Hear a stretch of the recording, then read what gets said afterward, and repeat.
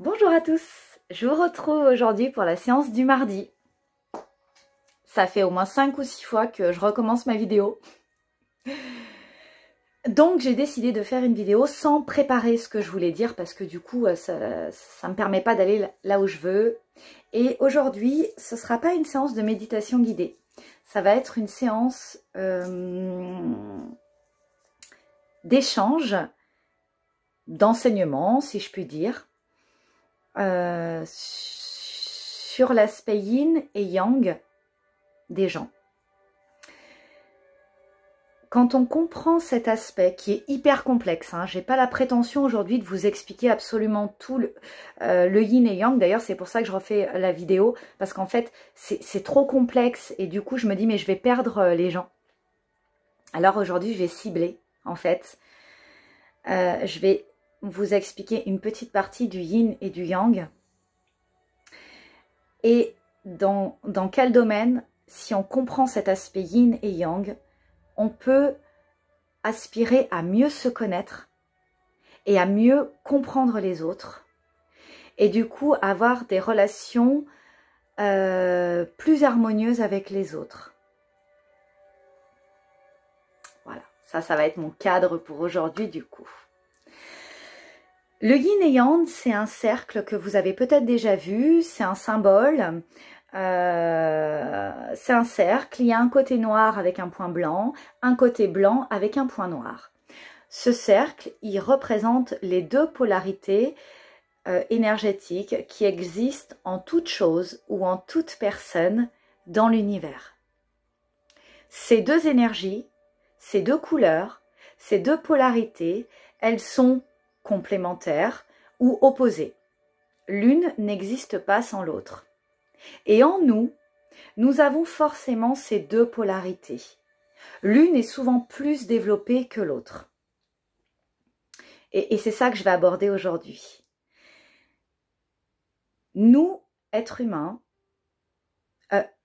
l'être humain, quand il naît avec une tendance yin ou une tendance yang.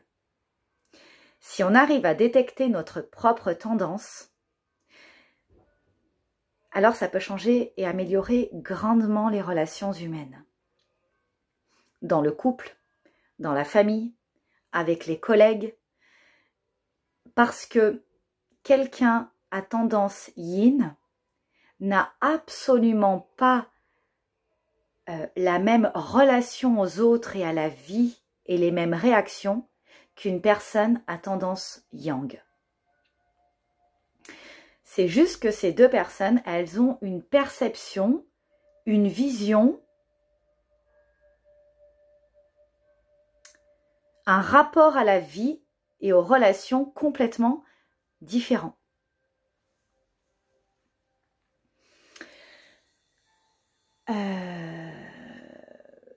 La personne, alors l'aspect yin, on va dire que c'est plutôt, l'aspect féminin.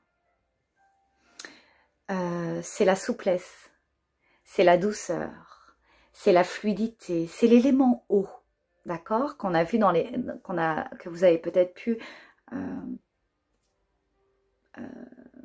ressentir dans les vidéos précédentes. C'est la fluidité, c'est voilà, on trouve toujours une façon de, on arrive toujours à, l'élément eau, il arrive toujours, hein, la rivière, elle arrive toujours à avancer, même s'il y a des rochers, des cailloux, des trous, voilà, elle avance, elle y va, tout en douceur, elle arrive toujours à ses fins de cette manière-là. C'est la tendance yin. Un homme peut être à tendance yin, ça n'a rien à voir avec la féminité ou la masculinité, d'accord? C'est juste une énergie, une tendance, une polarité. Donc quelqu'un qui est yin, dans son relationnel, c'est quelqu'un qui va... Alors, je ne fais pas de généralité, hein, mais je vous donne un peu tous les aspects yin, mais une personne n'est pas que yin. D'accord? On est tous yin et yang. Et le but du jeu, c'est d'équilibrer ce yin et ce yang en nous pour être dans une juste posture et un juste relationnel. Alors, on peut être plus ou moins yin, d'accord? Je vais vous donner les particularités, un peu les spécificités de quelqu'un qui a tendance yin. Et puis, on peut l'être beaucoup ou un tout petit peu. Quelqu'un de yin, dans son relationnel, c'est quelqu'un qui va être ouvert aux relations, qui va avoir beaucoup d'amis, qui va avoir beaucoup de cercles amicaux, qui va avoir beaucoup de gens dans son répertoire, qui va toujours chercher à créer du lien, à s'ouvrir à de nouvelles relations. C'est quelqu'un qui va être donc dans cette fluidité, hein, dans cette ouverture, dans cette douceur, et qui va aussi avoir du mal à dire non. Il va tourner autour du pot avant de donner sa réponse. S'il dit non, il va prendre des chemins détournés, peut-être qu'il va d'ailleurs pas arriver à dire non, où il va vraiment mettre un temps fou avant de faire comprendre que c'est non.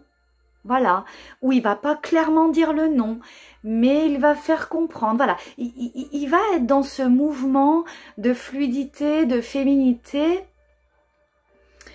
dans son relationnel. La personne qui va être à tendance yang, c'est plutôt un pôle, c'est une énergie qui est plutôt masculine, qui est plutôt directe. Et c'est plutôt solaire, hein, d'accord? C'est une énergie solaire, directe, tranchante, j'allais dire des fois. Et c'est quelqu'un qui va pas avoir de mal à dire non. Il préfère dire non et ne pas s'embêter et ne pas tourner autour du pot. Et il va être plutôt direct. Et dans ses relations aussi, c'est quelqu'un qui va pas avoir 36 000 amis. Il va avoir que quelques amis, mais alors hyper proches et dans des relations extrêmement profondes. Contrairement au yin, qui lui va avoir besoin de beaucoup d'amis, qui va pas oser dire non, il va dire oui, cet ami je l'aime bien, mais voilà. Il va pas être dans des relations hyper profondes, il va plutôt être dans beaucoup de relations, mais plus superficielles, si je puis dire. Contrairement au yang, qui aura beaucoup moins d'amis, mais des amis, des amitiés très très fortes et très très profondes. Il peut avoir un cercle social très élargi, connaître beaucoup de gens, mais très peu feront partie de son cercle intime. Et ça déjà c'est la différence entre le yin et le yang. Et peut-être que dans un couple, ça peut créer des fois de la discorde ou du conflit. Il y a peut-être celui qui est à polarité yang, il va dire mais voilà, mais pourquoi t'as invité cette invitation quoi? Pourquoi t'as accepté cette invitation? Le yang il comprend pas. Il comprend pas pourquoi la personne n'a pas dit non et pourquoi du coup on est obligé d'aller un samedi soir manger chez un tel. Le yang ne va pas comprendre. De la même manière que le yin, des fois ne va pas comprendre pourquoi l'autre réagit d'une manière aussi directe et aussi abrupte en ne laissant pas la possibilité et la chance de connaître par exemple un autre couple ou des amis qui nous invitent. Ou des amis, des connaissances qui nous invitent. Et des fois ça peut créer du conflit, juste parce que l'un et l'autre ou l'un ou l'autre n'a pas compris comment fonctionne l'autre. Et des fois le yin, il peut se sentir piégé dans cet aspect relationnel. Il se sent coincé parce qu'il ne sait pas dire non. Il n'y arrive pas. Et des fois, il se retrouve dans des situations qui ne lui conviennent pas. Et pour lui, tout l'enjeu va être de ramener du yang, de l'énergie solaire, de l'énergie masculine qui décide, qui tranche, qui est beaucoup plus directe et qui ne se perd pas. Pour pouvoir rééquilibrer ça justement. Et la personne yang, elle, qui a tendance à être peut-être trop catégorique parfois, trop fermée des fois, hein, parce que le yang il est comme ça. Le yin il est comme ça. Et donc le yang peut aussi se retrouver enfermé dans cet aspect yang quand il est trop développé, parce qu'il se rend compte qu'il a été peut-être trop rigide, trop dur, trop direct. Et peut-être qu'il aurait pu amener de la souplesse, de la fluidité dans la communication, dans son nom, ou dans une discussion qu'il a pu avoir, pour laquelle il a été un peu trop direct, et parfois le yang s'en veut, bah voilà, de pas avoir amené son positionnement, qui était peut-être juste, mais pas avec cette fluidité, cette douceur, pour que l'autre le comprenne, ou pour que l'autre comprenne ou adhère à sa pensée première. Il a été direct, rigide, et en fait, il n'y va pas par quatre chemins. Mais ça ne n'amène pas à une grande discussion et à une grande ouverture d'être trop yang. Donc le yin, autant que le yang, peuvent s'enfermer dans ces polarités. Et dès que ça devient un problème pour vous, un problème relationnel, que vous en avez conscience, eh bien il faut amener, il faut faire l'effort au début intellectuel de dire « Attends, voilà, là c'est trop yin, j'aimerais lui dire ça, mais c'est trop yang. » Ou alors « Ah non, là je repars dans mon yin et je sais que j'ai pas envie, que je veux dire non. Allez, je puise en mon énergie yang ou je m'inspire de mon conjoint, par exemple, si je suis yin, il y a de fortes chances que mon conjoint soit yang. Je m'inspire de son côté yang et j'ose dire non avec toute cette douceur et cette délicatesse que j'ai en moi. Mais je dis non. Et le yang, si il souffre par exemple d'être trop rigide, d'être trop direct, de ne pas laisser place à la discussion ou à l'ouverture, eh bien peut-être qu'il peut, en tout cas tout l'enjeu pour lui, ça va être de ramener du yin dans sa vie, de ramener l'élément eau dans sa vie, de ramener de la douceur, de la fluidité, et peut-être de s'inspirer, par exemple, pourquoi pas, de son conjoint. Si il ou elle est à tendance yang, alors son conjoint, il y a des chances qu'il soit à tendance yin, comme ça. Et du coup, de donner une réponse, mais pas aussi catégorique et directe, mais d'y amener cette douceur, cette harmonie, pour dire non.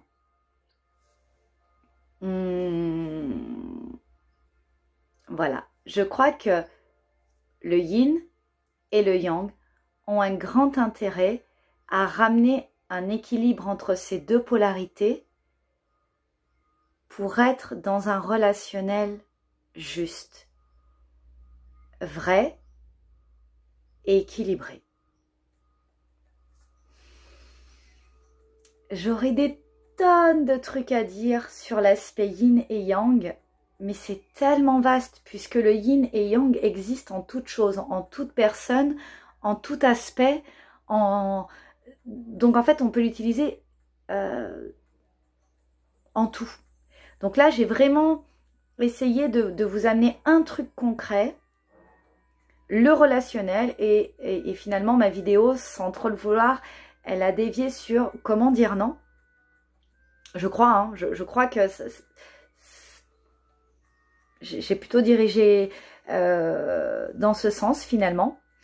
Mais peut-être que d'autres ressentiront et comprendront d'autres choses dans ma vidéo. J'ai beaucoup pris l'exemple du comment dire non, comment, voilà, comment amener une réponse quand on est yin ou yang.